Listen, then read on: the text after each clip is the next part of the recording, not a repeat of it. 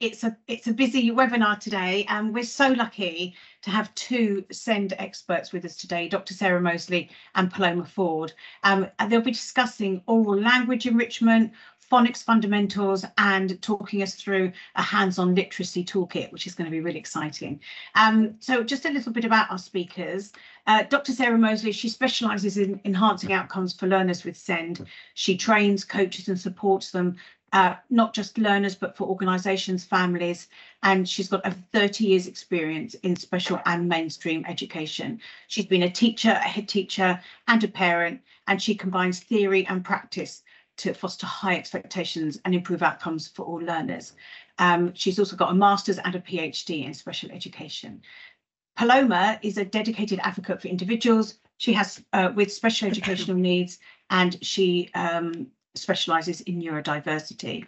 She's got 26 years of SEN education experience across all key stages, and her expertise has gained her national and international recognition, including invitations to speak at conferences and prestigious awards like Theo Pathetis Small Business Sunday Survey and Jacqueline Gold's Women in Business Award. So yes, we're extremely lucky to have these two ladies with us today. So without further ado, over to you, Sarah. Good morning, everyone. It's amazing to see so many people here, so that's fantastic, and it is a really important topic. One of the things that kind of, we really want to talk throughout this session is about the importance of setting that foundation for everything we do within early years, because once we, actually looking at getting it right within that context, it can then flow through to the rest of the school. So we're in such a kind of great position for us to be able to make that difference. So if you haven't met me before, or you haven't been on any of my training, I'm quite active on social media. So here are some of the links if you would like to follow or check out any of the information that I share. There's a lot of useful information out there. The issue is that it's quite tricky to kind of find your way through it and navigate your way through it often. I would suggest finding some key people, finding some people that you like and enjoy the things that they share, and get them kind of alerts for them, and just kind of watch out for those useful resources. Paloma, I'll hand over to you. Oh, hi, good morning, everybody. Thank you for that lovely introduction. My name is Paloma Ford. As you can see, I'm quite active as well on social media. So there's my links. I've just spotted, it does say www.dyslexiasupportservices. I'm actually the co.uk.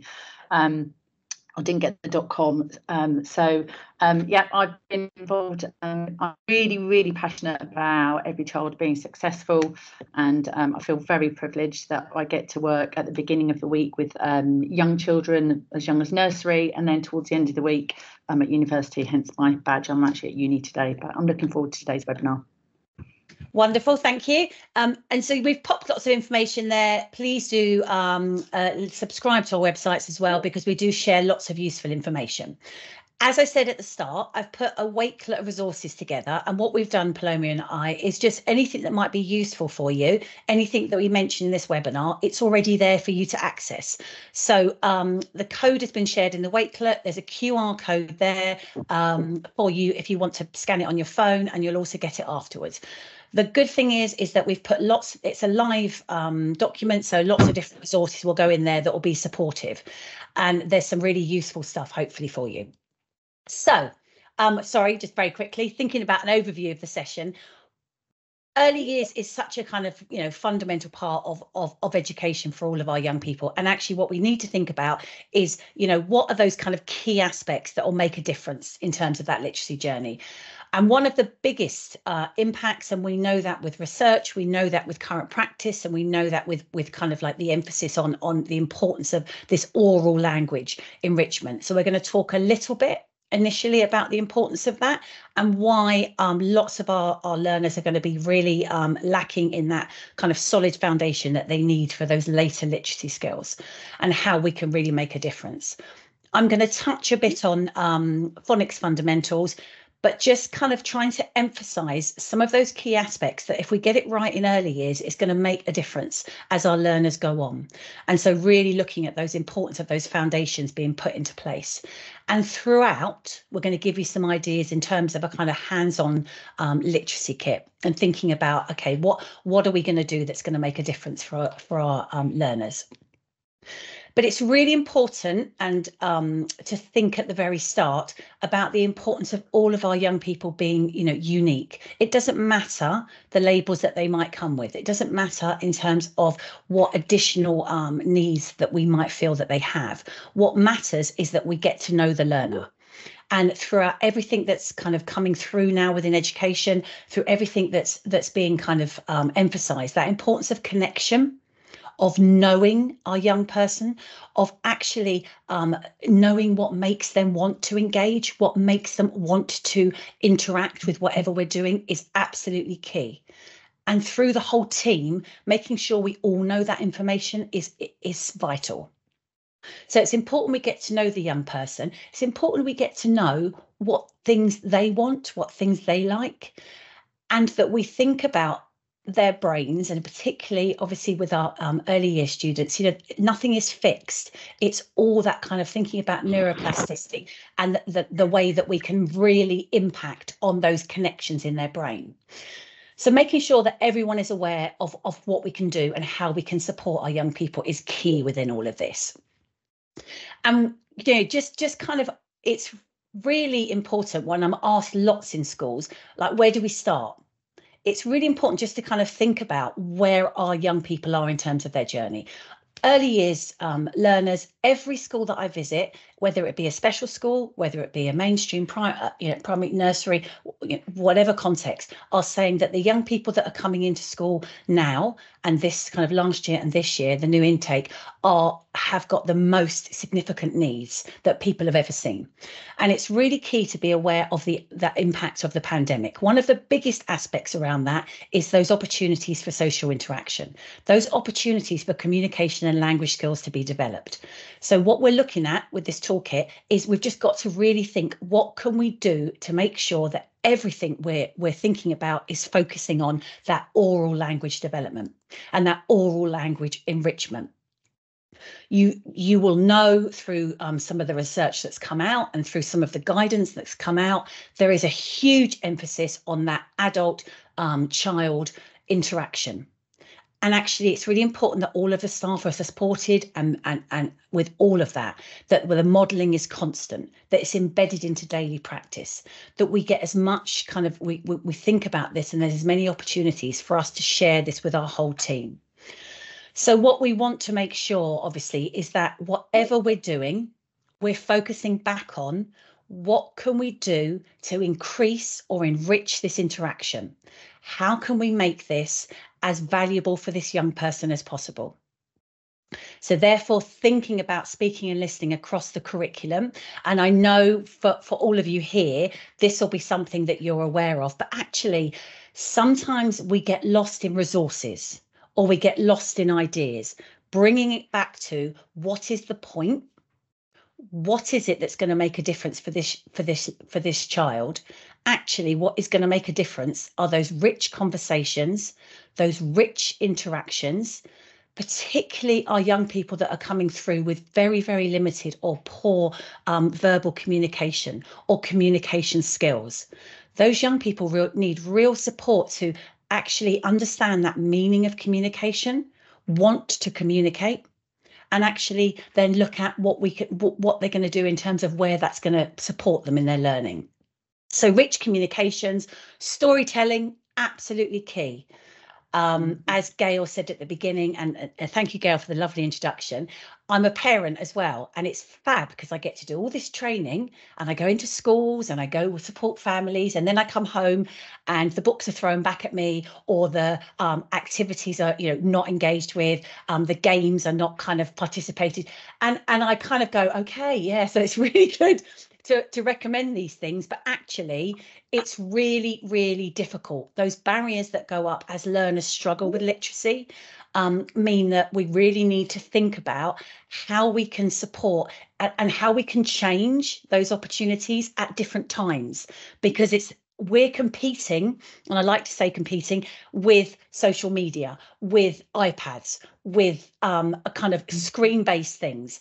And now it's so embedded into all of our cultures, all of our homes, that we have to think about, okay, how can we kind of present that irresistible invitation to learn, where learners want to engage more with what we're doing, than something that's either on a screen or something that's kind of a particular behaviour. So we know one of the key things, look at those opportunities that we have to read to children, but share books. And I've got some over here. I talk about pop-up books. I talk about sensory stories. I talk about having as many opportunities to have that interaction as possible. We can't replace, and we won't replace, books. They will always have a valuable place. And one of the things that we need to think about from early years is embedding that desire to, oh, what's in there? I wonder what this book is about.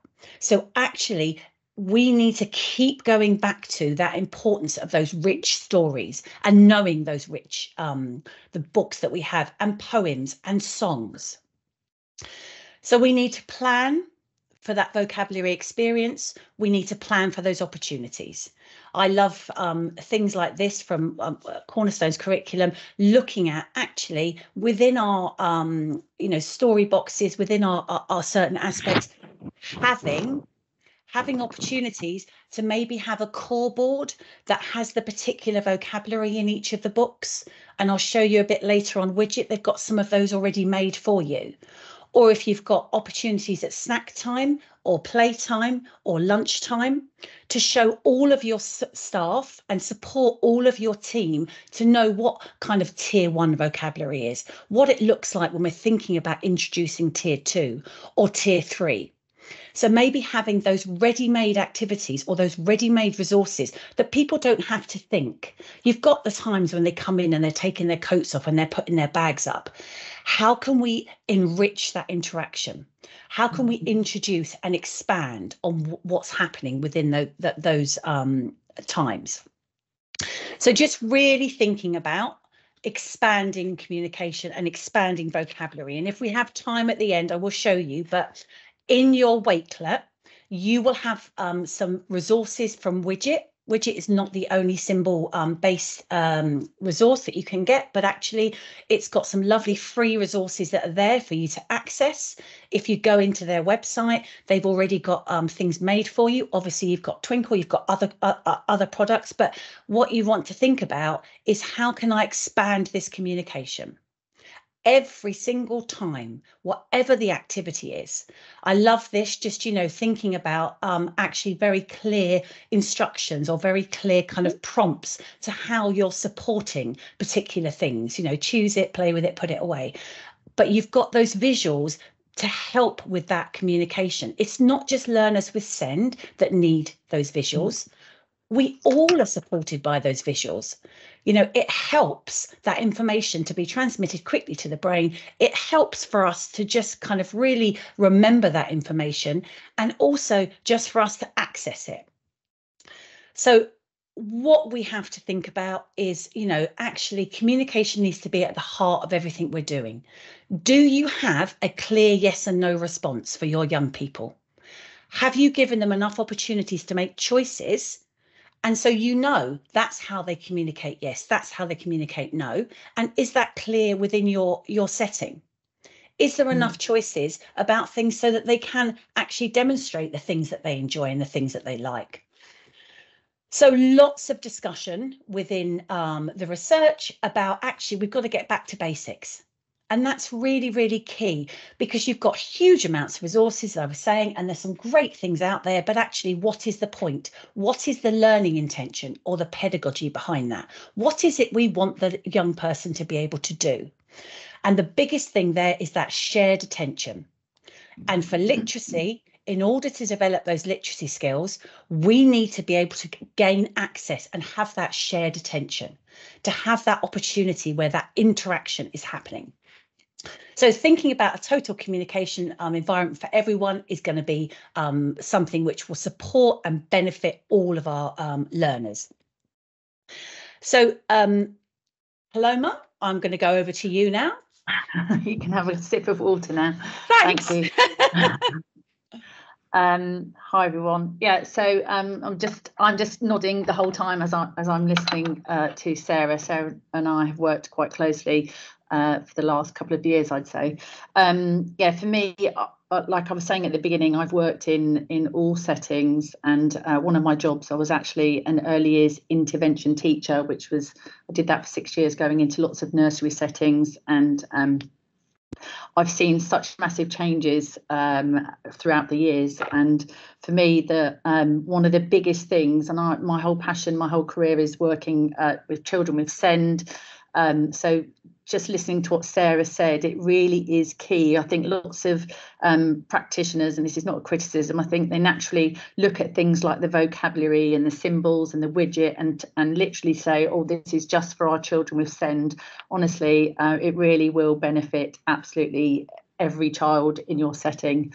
So thinking about using play, model and support speech and language.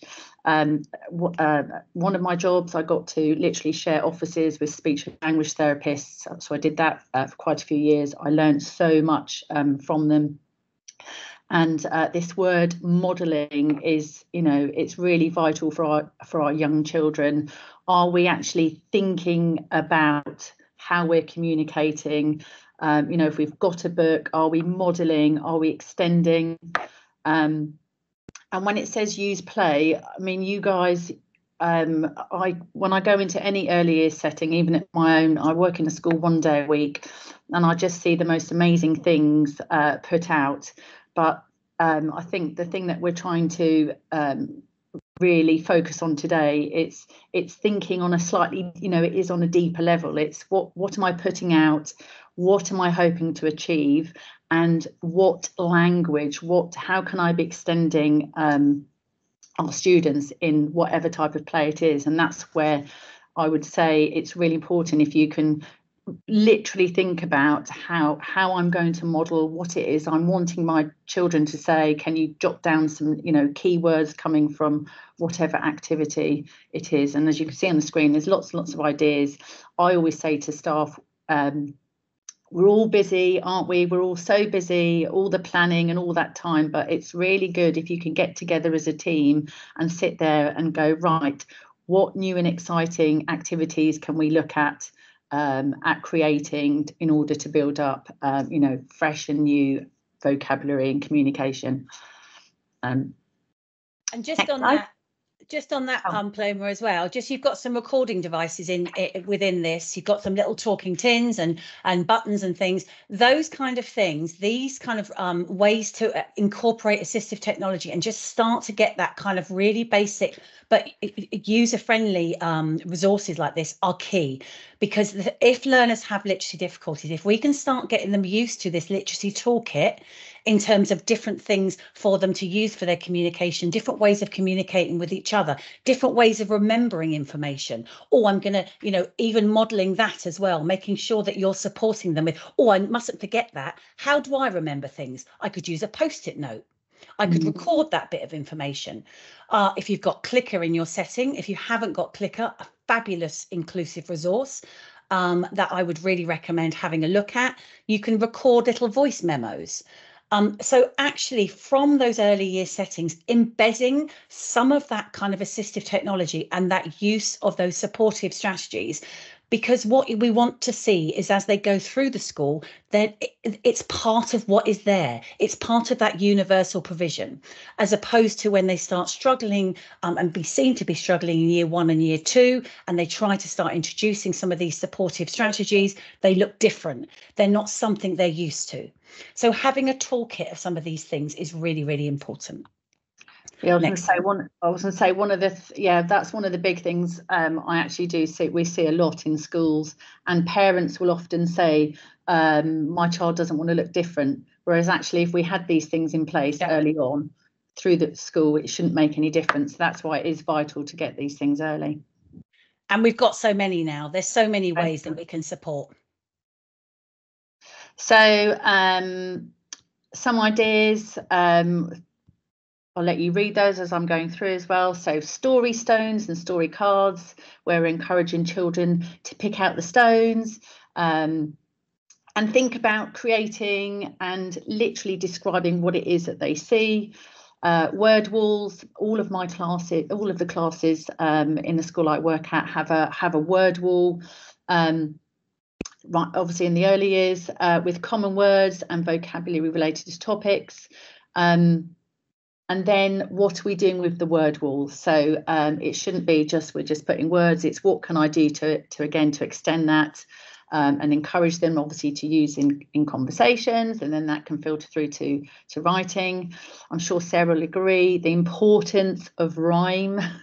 Using those rhyming books, are we actually using them, or are they sitting on the shelves? And obviously songs. And all of these will help to develop their phonological awareness, and again looking always to expand their vocabulary. So how often are you singing and using their rhyming books?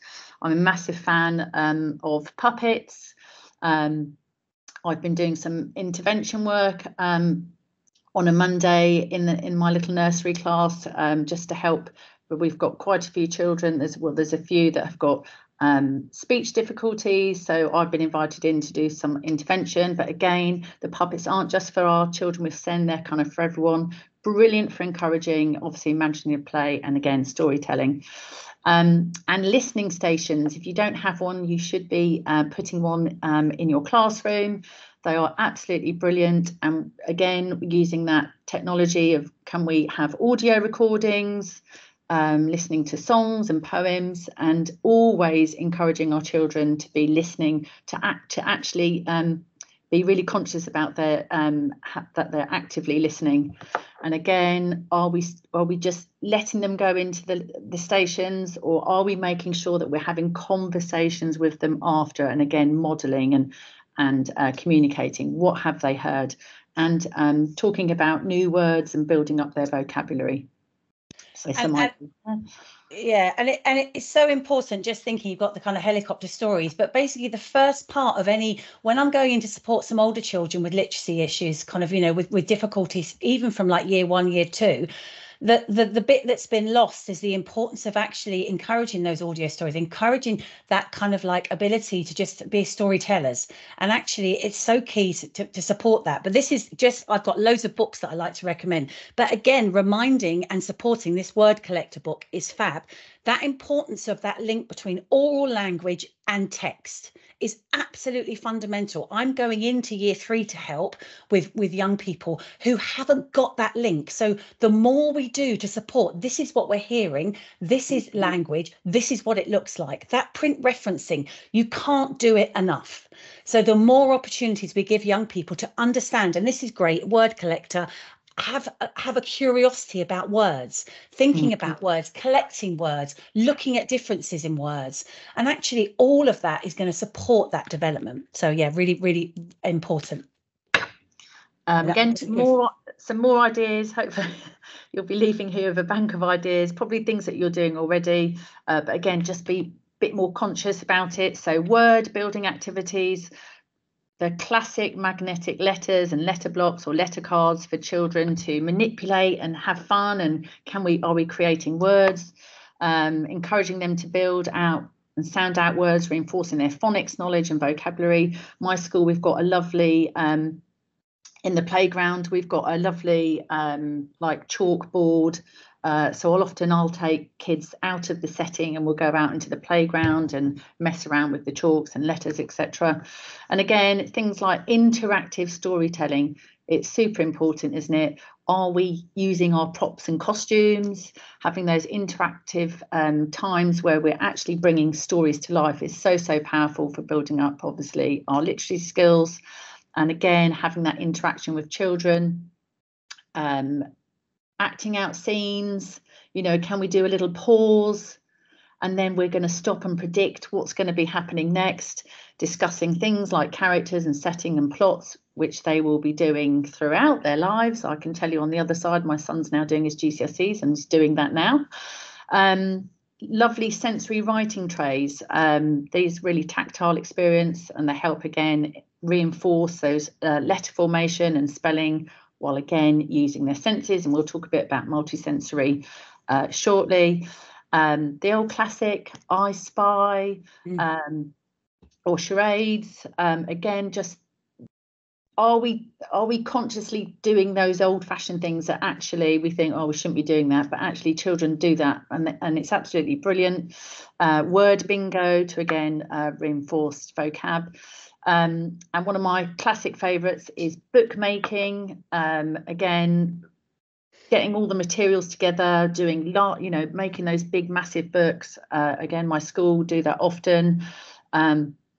But encouraging our children to literally think about and write their own stories. And again, how are we extending that? And that really does help, obviously, developing their literacy and communication skills. So just lots of ideas there.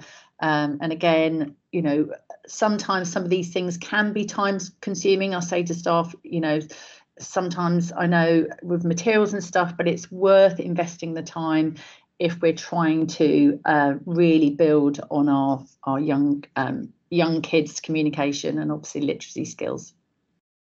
And with all of that, thank you, Paloma, with all of that, when I'm going in to support kind of, again, older learners with issues and thinking about actually what is it in terms of those fundamental foundation skills that we need to be building, we have got to be building that understanding around, as I said, oral language and print. That is one of the biggest kind of like struggles that many young children with literacy issues have, about the way that you can, that this is how I say it and this is what it looks like. The next biggest thing is that ability to manipulate phonemes, to manipulate the sounds. So the more activities we do in terms of oral blending, so that phase one, that oral blending, when I go to support in schools and I'm working with staff and training, I talk lots about how good are we at orally blending sounds together to create words. We have to model it again and again, and I Spy is fabulous for that. And the more we do that, the more that we're gaining or providing our children with the opportunity to develop and strengthen those synapses in their brains. So the more opportunities they have for experiences that give them the opportunity to either manipulate sounds, things like, again, loving my books, these flip-flap books that give you different parts of the words that you can change and you can manipulate and create new words. The more opportunity we have that, and alongside things like, I've got lots of other things, but the simple stuff that we do, and as Paloma said about magnetic letters, but just embedding it into everything. You can't do these things enough. When I'm going in to help year 2 and year 3, I am going in at this stage, helping them to understand if I change that first sound and put a different letter. I've got things like sliders, where from Anne Sullivan, that you can just kind of like change it. I think I did have like, my son did change it. My Alexa's starting to talk in the background. You've got to love that. Alexa, stop. So my son loves to do this one. So I don't know if you can see that. That's his favourite word. He's changed all the sliders to put the word fart. So, actually having activities where they're manipulating and changing letters, moving letters around, you can't do enough of that. So however you're doing it, in the sand, in the phone, outside with the paintbrush and the water, whatever you're doing, giving opportunities to manipulate words and sounds and letters like that is a key for building that foundation. And in terms of that kind of fundamentals, understanding sounds that are different to each other, understanding and tolerating sound, having that kind of opportunity to build up your auditory memory, your auditory processing of sound, and your memory skills around sound. So those listening stations, those times that we're giving our learners just opportunities to hear the kind of intonation, or just hear the rhythm and rhyme of language, not just within us storytelling, are absolutely fundamental for building up those connections in the brain to understand, sequence, and link that oral language to print. So those activities are key for all of the things that they're going to need later on. And also all of those kind of developing literacy skills that we need to support them with.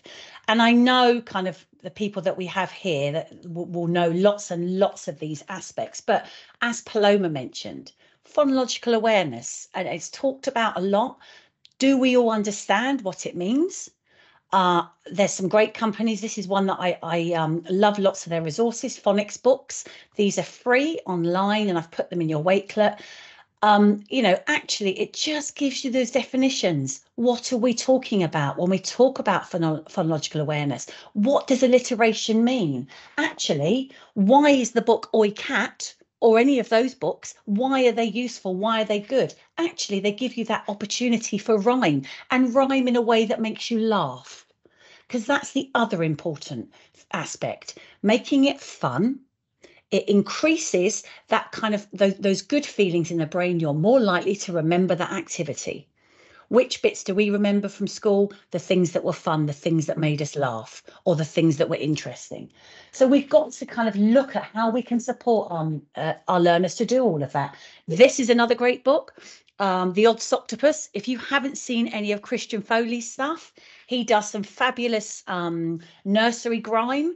And I think I've put that into the Wakelet. But again, giving time for our young people to actually just have that kind of fun and engaging activities that's just key. And within that, what we must remember is that reading and writing and communication are all part of that same cycle. So if we're getting our learners to say it or to express it, we need to get them to mark make within that kind of same activity. Understand that what I say I can write. Understand that other people have written things and that's why I'm learning to read. Understand how I express myself and how I can record something so someone else can see it. So looking at all of these opportunities for that, as Paloma said, that free writing, that scribbling, that playing with the alphabet. It's not just about the mark making. It's that understanding that the alphabet this is the tool that we use.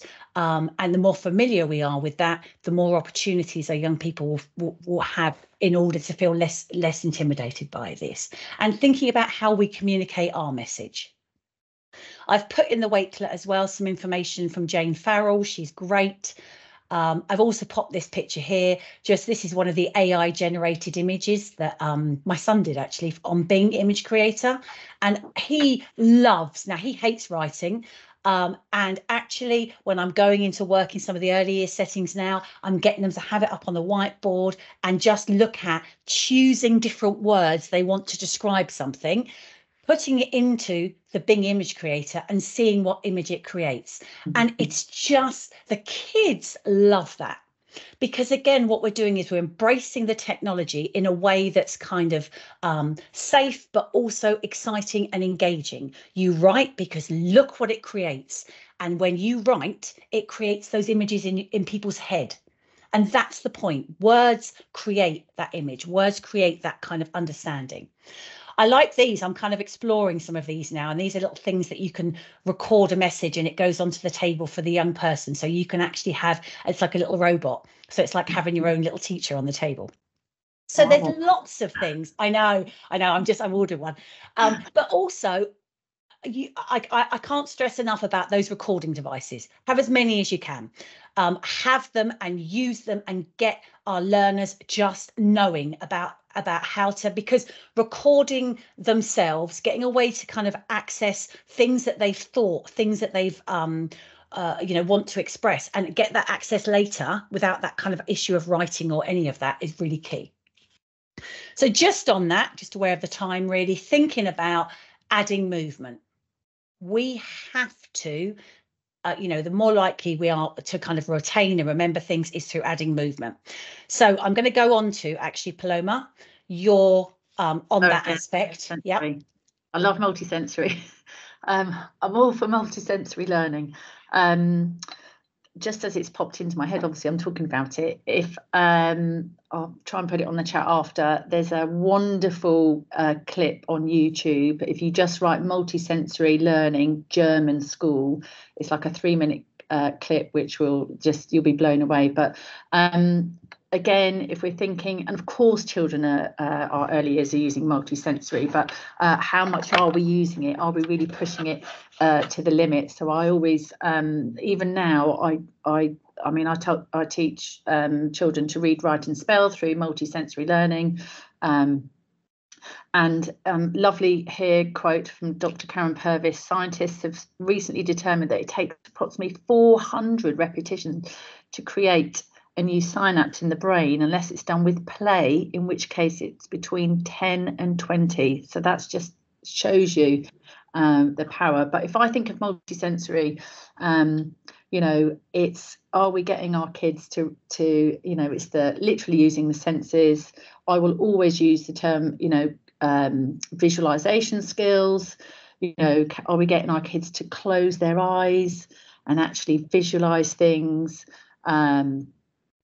But I could do a whole day training on multisensory. But again, it's just really thinking about using the senses and how can I use that to help with that communication? Are we getting them to look, to stop, to listen? What are we doing with our hands? Jumping around. We've got a wonderful resource that I was allowed to bring in September to our nursery, Key Stage 1 area. We've got a trampoline, so we're getting children to do a lot of bouncing. Apparently the bouncing can actually help with all sorts of areas of learning. But yeah, so multisensory, just be really conscious of it and really push those boundaries. And again, sit in your teams and come up with ideas. And just on that, you know, I was just thinking about the phonics stuff. The stuff that I'm doing at the moment that people are getting really quite kind of interested in as well is like light to sound. I've just got one of these ion party balls here, and I've put some things into your Wakelet from Richard Hurstwood. He has got some amazing things to think about, actually light to sound, the importance of, if we're thinking about that difference between sounds, what happens to the light when you make like a but then what happens when you make a t, t, t? But that multi-sensory learning, because what it's giving you is more information about that, you know, more kind of ways for that information to get to your brain. And the more paths that it takes, and the more likely it is to be remembered. So really, really important around all of that. And kind of on that as well, it's, you know, as Paloma was saying this before, interactive storytelling, we can't really kind of you know, overestimate this enough. Really, we really need to think about that importance of making sure that we're creating those kits. And I mentioned earlier about core boards. I've put some information in your Wakelet. Look at the key vocabulary that you're getting and you're exploring within that story, and create those boards that have your symbols and your words on, that will give everyone that opportunity to access that vocabulary, to reinforce that vocabulary. And look and think about what we can do in terms of, you know, what are the interests of your class? What are the interests of each of the kind of learners, and using that to build on. So making sure that we're thinking about all of this, and lots of information in the new the reading framework, or the updated one last year, talks about access to books.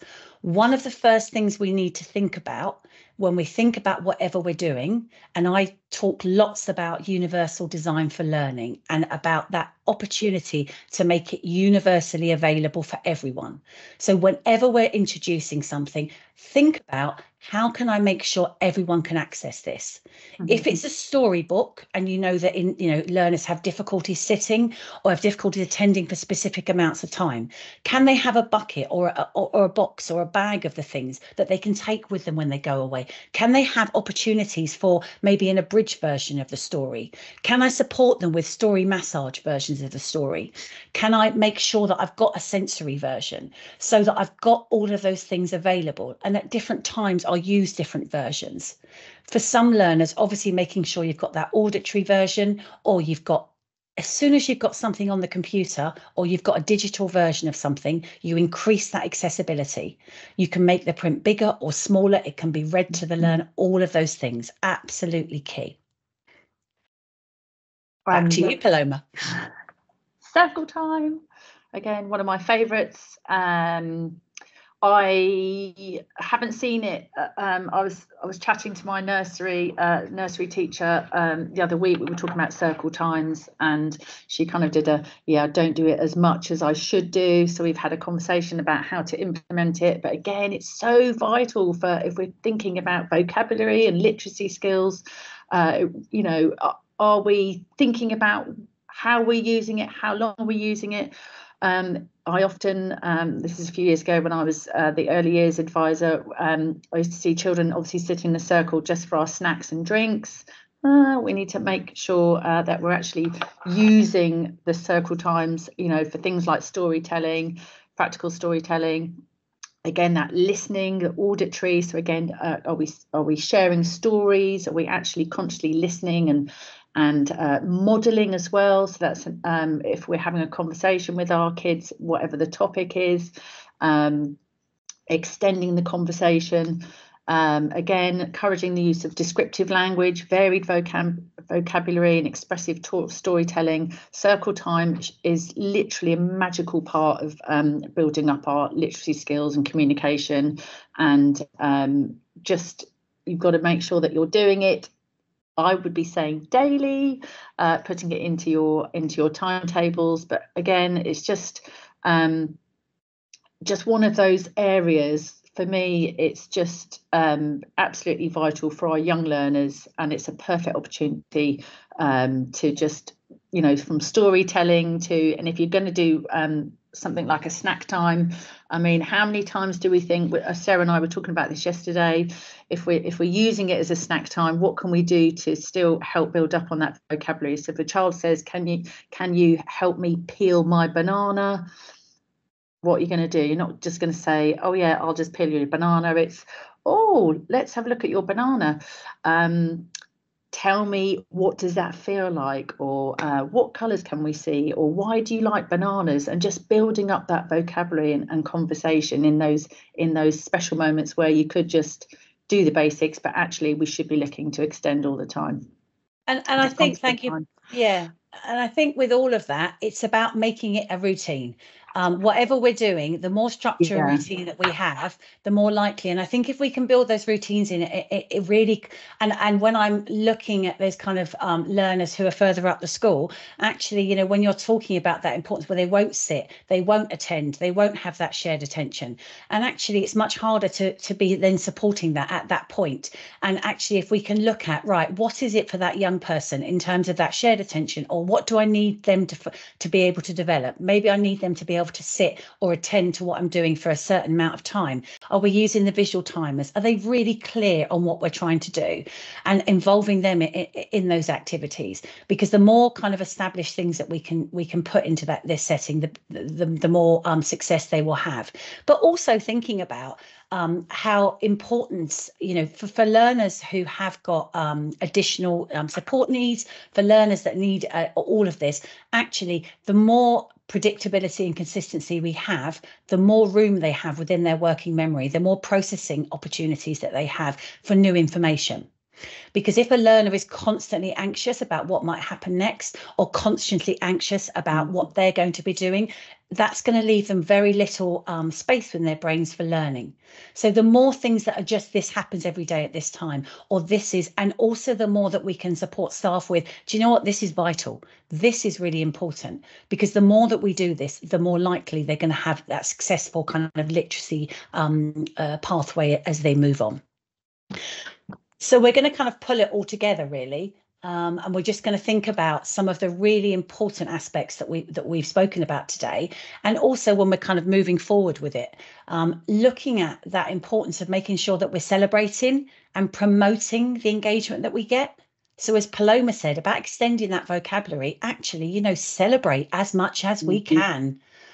I know that kind of often we get into the habit of sending home things that learners can't do. And actually, in the early years, we've got that fabulous opportunity. You've got those great learning journeys. I'm telling the rest of the school, copy what early years are doing. You've got some brilliant things in place that actually need to carry on throughout the rest of the school, because you've got that chance to share and to kind of mould and support and be really clear with learners what their journey is and the successes that they've had. Because we know if we find something difficult, and with literacy, it starts in early years, that they start to see other people getting things quickly and they don't. And as that happens, once they're 7, those social and emotional barriers that are in place in terms of literacy are very hard to unpick, either leading to challenging behaviour, or leading to withdrawal, or leading to, you know, non-attendance. So actually what we need to do is give that, you know, we're all different. we've all got this kind of these different ways that we can be supported, and have that built in as much as possible. And make sure we gather that evidence as well to celebrate that progress with all of our, with everybody, with our families, with the rest of the school, so that they know what we're doing. Paloma, anything on there that you want to? Well, for me, my putting it all together is, I would say, I hope today, I hope it's been useful. I know I have to have continued CPD. We have regular training at school and at my uni job, and sometimes I kind of have this moment of, oh yeah, I do need to do a bit more of. Yeah, I must do. And I'm just hoping that's filtered through today. So I know that you're all doing an absolutely amazing job. It'd be amazing if you can have that moment of, oh yeah, I do need to do a bit of X, Y, and Z, because I have that. And I'll come away with training going, oh God, yeah, I need to do a bit more of this and this. So hopefully that's come through today. So yeah, hopefully you've been inspired. And the nice thing there as well is that importance of actually is about taking that moment to reflect, and just, it's not that we're doing things wrong. It's not that we're doing things badly. It's that sometimes we need to just stop and go, we did used to do these things lots, or actually, why is this important? I'd forgotten this really is quite important. That story sharing session, those opportunities. So yes, thank you everyone for listening. Over to you, Gail. Thank you so much.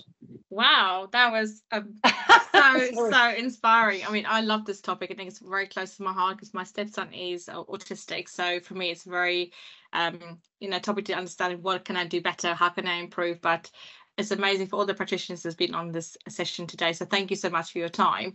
We have had some questions through. And I know that we've got only a few minutes left, so I'm going to try and rush them through. So you guys choose who you want.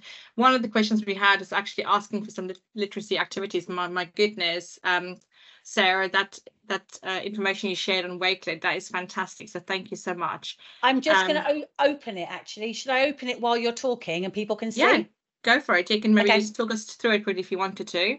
Yeah. Let's have a look if I can find it, because what happens with this is we do try and we'll put any of the other things that were discussed. Can you see that now? Yeah. Okay. I just can't see you guys. Oh yes, I can. There we go. So in this, what you should, when you click on the code, just be able to scroll through. You should be able to kind of have a just go in as a guest and just scroll through. So there's some great things, like there's some videos here. There's some great stuff from the Literacy Trust. Here we've got a fabulous, I mentioned Jane Farrell, and I mentioned also some of the Literacy for All. The information in the webinars here are brilliant. There's some information from Pookie, who she does some fabulous CPD and little videos, but also loads of kind of printouts you can have. But also there's some information from Call Scotland on here as well. And the podcasts are great too. So, there's lots in here in terms of ideas. This is a really good bit of assistive technology as well from Phonetti. So really just thinking, what would I show you? But in terms of ideas, there's quite a lot that you can kind of check out. There's some really great information from local authorities. I was working with Oxfordshire County Council recently, and they've got some great stuff on there. If you haven't heard about Story Massage before, please do check it out, because it's a fabulous way in for learners in terms of also learning about safe touch and appropriate touch, but also about the kind of rhythm and rhyme of language. So really, really useful kind of way for them to get that understanding about language and things. Also TACPAC, I'm just looking if there's anything here on TACPAC. That's great for thinking about sound. So so hopefully that will give you some kind of resource ideas and tips there. There's Richard's little videos there, which has got the top 10 sensory gadgets. Recommend watching that. Fantastic. Whistle wow. A few things there, guys. Yeah, I need to give you guys some bedtime reading. That's going to be fantastic. Thank you so much.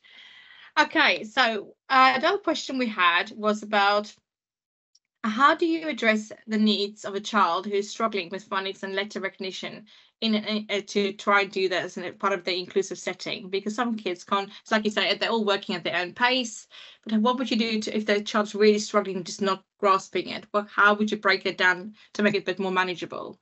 So having a look at what the where the kind of fundamental need is. So also, you know, any of those really quick kind of things around, I know Paloma, the kind of screening for dyslexia, actually those kind of tools that you can use for screening for dyslexia, those kind of one-page overviews, actually what you can do with that is a literacy difficulty is a literacy difficulty. You know, it may be that is dyslexia, it may be, but actually if you can understand what aspects is it within their phonological awareness, getting them listening to rhymes, of taking part in rhymes, finding games around rhyme, alliteration, as I said, changing letters around, but also writing. So getting them to kind of, as they're learning the letter sounds, to put those down, to think about words they might want to say, to play with letters.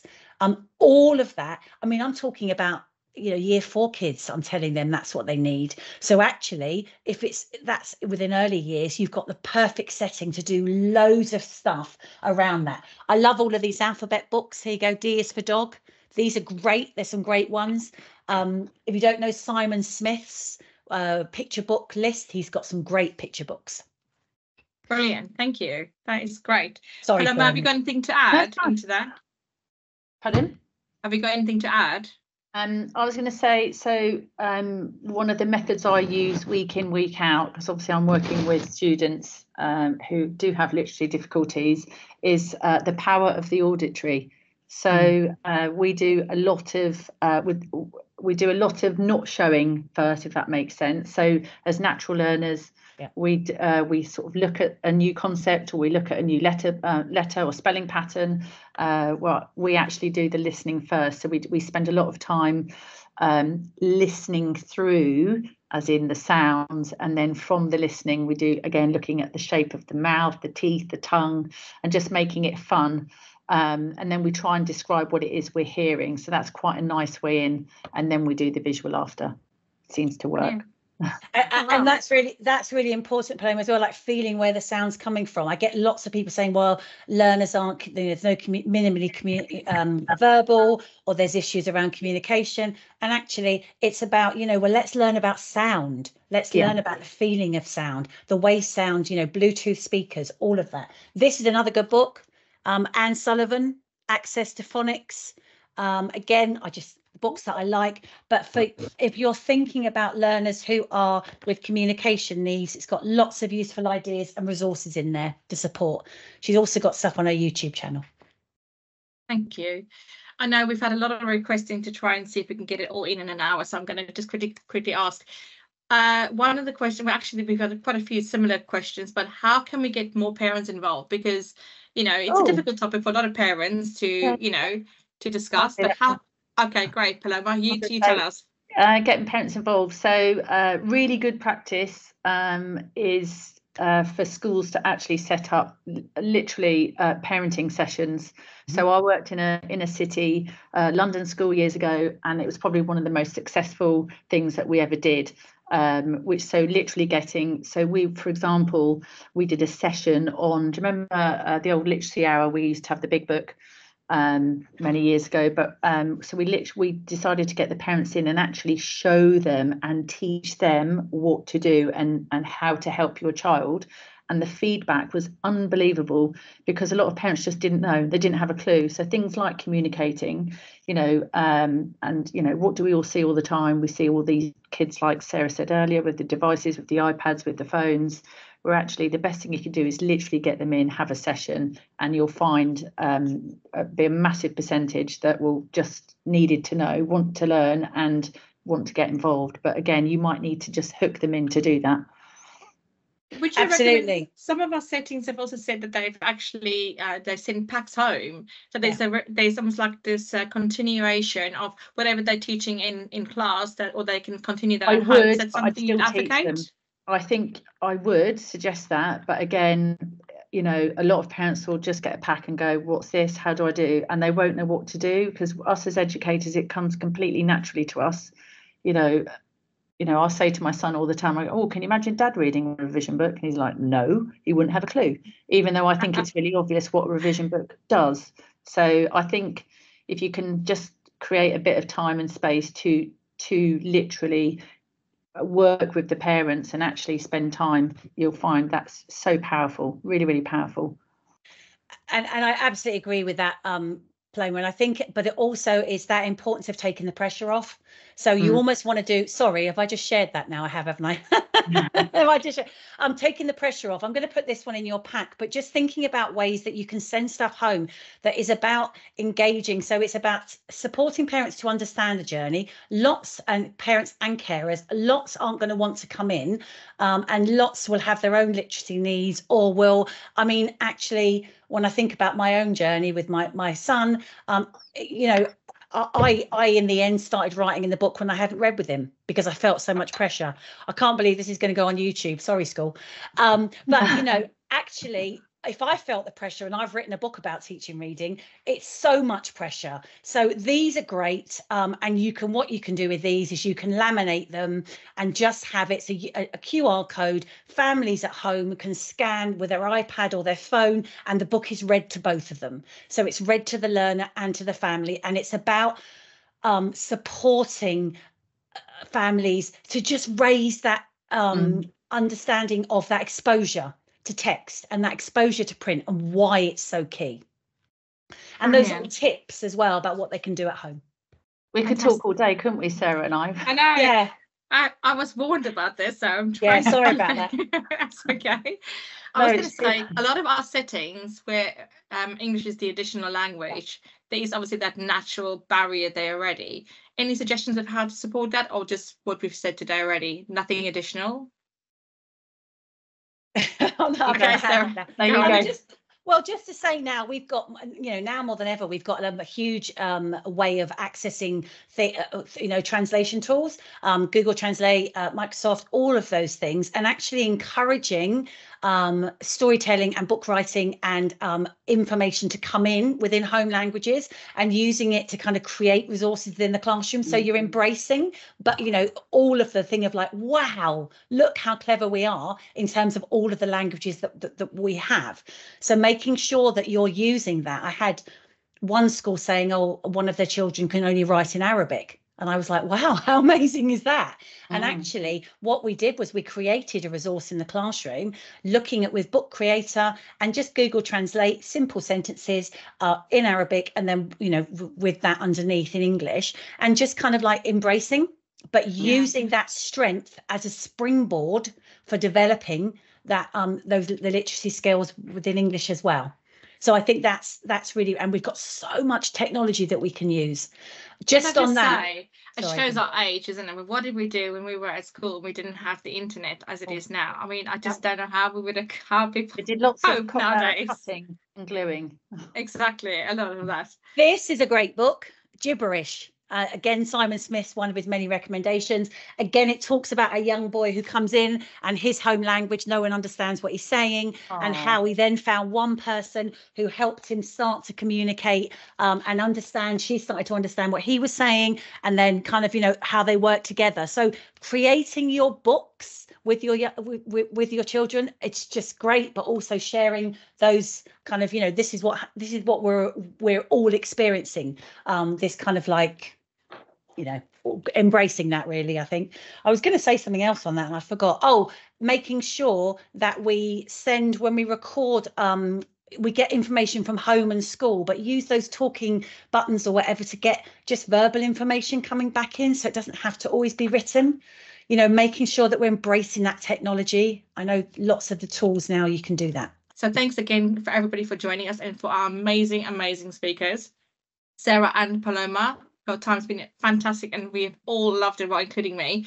And I'm sure everybody would walk away today a lot more knowledgeable. So again, thanks for your time. I really appreciate it. And everybody else, have a fantastic time. And good luck teaching those amazing young kids. Thanks, guys. Thanks. Bye-bye.